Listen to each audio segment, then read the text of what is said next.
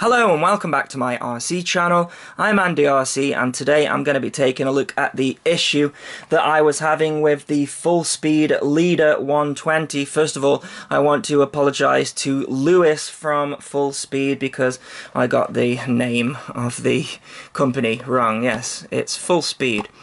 So, the issue that I was having, when I was giving it some abuse, I was getting what people call flip of death. Now, it wasn't so bad as that because it was recovering from those flips. It was just a very slight loss of control, I guess you would say. And I got a lot of responses in the comments telling me that if I adjust the digital idle speed, it will fix the problem. Now, if that worked for you, that is fantastic. But I've got a problem with that. To me, it's illogical. Right, my experience from these micros is that flip of death is a brownout. It is caused by one of the components not getting enough current and therefore shutting down, resetting. And it can be any one of these components. I've had it multiple times and I've had it too many times to say that it is a glitch or anything like that. You'll find that it happens less often in the 5-inch world, and that is because the components are bigger, they are rated for more amps. So I have actually had it happen on a 5-inch, and the thing that caused it was I powered a minim on-screen display off the back on the flight controller, and it would do exactly the same thing. When you gave it full power, then there was not enough current there to power up the components, and the flight controller would reset for like a brief second, and then it recovers because when you throttle down, then there's enough power there again.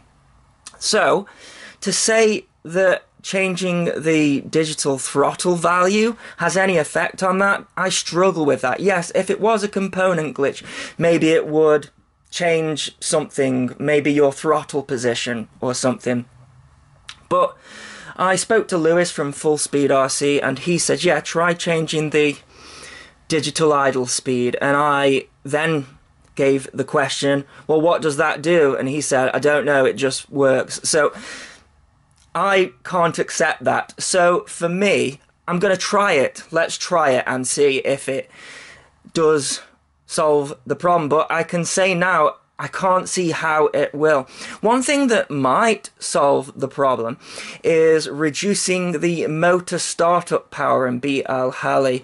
This is set at, I think, about 0.5. You can reduce that down to 0.031, I think, is the lowest that it will go, and I think it has been proven to actually draw less amps over the entire throttle range. The problem with doing that, though, and especially with this model, is the motor startup power is how much oomph is needed to get the motors turning, and if that figure is too low, then not all of your motors may start up. Yeah, you could flick it with your finger, and yeah, that'd be no good though. So I don't think that is a valid solution. Again, if that worked for you, fantastic. And if you were carrying a smaller prop, then a lower motor start value might be fine. But with these props, it won't. One of them just won't spin up if you put it on the lowest value. In fact, second to lowest value or third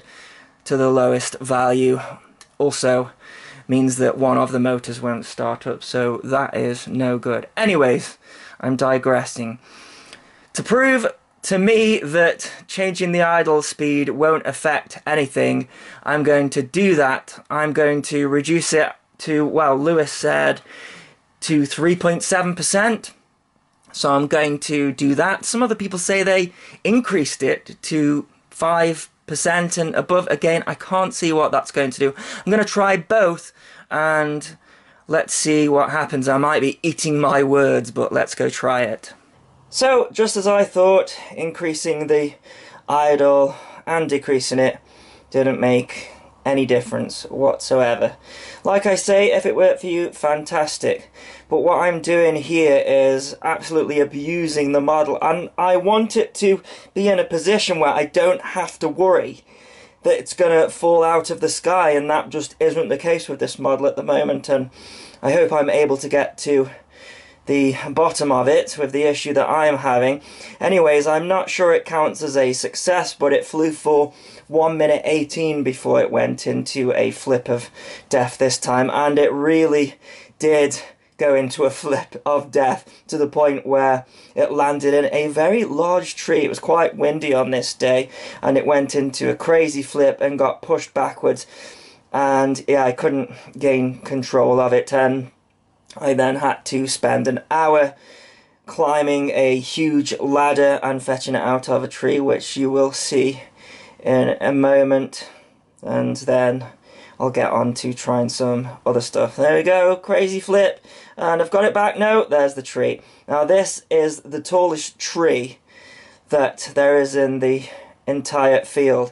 I'm standing on some ladders here. That's me in blue, poking a stick at it. I'm standing on ladders that are 2 stories high, and I still can't reach it. And then my father came in here as well. He had a go at it, and eventually we did manage to get it down. But yeah, that wasn't fun at all. Well, that was an absolute disaster, wasn't it? And just as I suspected, it didn't do anything. If it worked for you, fantastic, but I can't see why it would, and it isn't working for me. You have to remember, when flying FPV, I am giving this so much abuse. I'm on full throttle a lot of the time. And one thing that Lewis suggested is to pull the rates down. Now, I use 0.8 on the Super 8, and Lewis says, oh, that's far too much. But I use 0.8 all the time. It should be fine. But I think his thinking is that if you pull down the rate, then maybe it's not drawing so many amps when you do the flips. Although, in that last instance, it was a backflip that actually caused the problem. So I don't think that's the issue either. And I'm going to be able to prove it quite easily. You see, my logic is that these propellers here, they are drawing too many amps away from the flight controller. So if I can somehow draw less amps from this system, then I shouldn't get the problem. In fact, models such as the Eachine Lizard, or I know some people had problems with flips with the Lizard, that's a completely different subject. You might notice that with the Lizard, I chose the DSM-2 DSMX version, and that is because there's no telemetry on that version, and it also runs off 3 volt, not 5 volt. So again, I do that on purpose because it sucks less power from the system, and that is an option that I could try with this, because this is a 5 volt receiver here. If I used a 3 volt DSMX DSM-2 receiver, then that's sucking less juice and it might stop the problem. Anyways, before I go into that, what I'm going to do is I'm going to put a smaller prop on. That's all I'm going to do. A smaller prop is going to draw less amps, and if I can get through an entire flight without it doing its flip of death thing, then to me that is proof that these props are drawing too many amps and it's sucking stuff away from this system. Now, people might say, well, I put an XT30 on here and it still does it. And yeah, it might do, because even though we have a connector on there now that can allow the current flow from the battery, if these props and motors, etc., are drawing all of the current away from the flight controller, it can still happen. And if you are getting flips of death with an XT30 on it, then they're just the wrong components. And I'm going to prove that now by switching out these props. So let's go do that. So I have seen this problem a lot with these micros. It's a problem that we have with them at the moment. So it was no surprise to me that when I put smaller props on this, that throughout the entire flight I didn't have a single problem. Okay, it's a lot more sluggish because these are the props from the King Kong Egg 100 Fly Egg.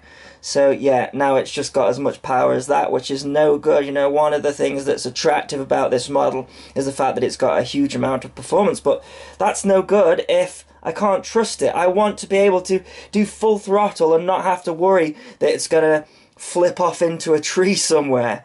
So what else can I do? Well, I mentioned already that I could try and stick a DSM-X, DSM-2 receiver that is only drawing 3 volt, and then I can also try an XT30 as well. Other than that, there's not a lot that I can do if that doesn't work, other than try and find some different props, maybe try the gem fans, but again, you know, we want these bigger props if we can. So anyways, I'll speed this video up so you can see I got like nearly a 4-minute flight time with it, and yeah, no problems at all, no flips of death, and a reliable flying machine.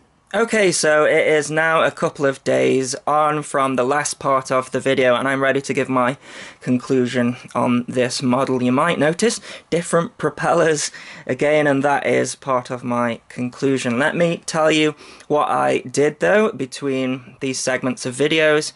The first thing I tried was switching the receiver out from a 5 volt S-bus to a 3 volt DSM-X receiver. That helped a little bit, but fundamentally I could still get it to do a flip of death with these propellers.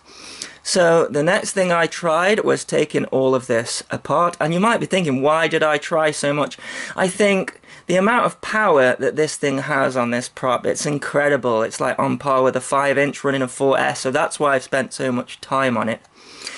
So yeah, I took all of this apart and I desoldered the wire, the JST, and I stuck on an XT30, but just as I kind of suspected, that didn't work, and I also switched it on the battery as well. The problem with this model is actually not the connector and not the wire, it's what I originally thought, and that is that it is overpropped with these 3-blade propellers.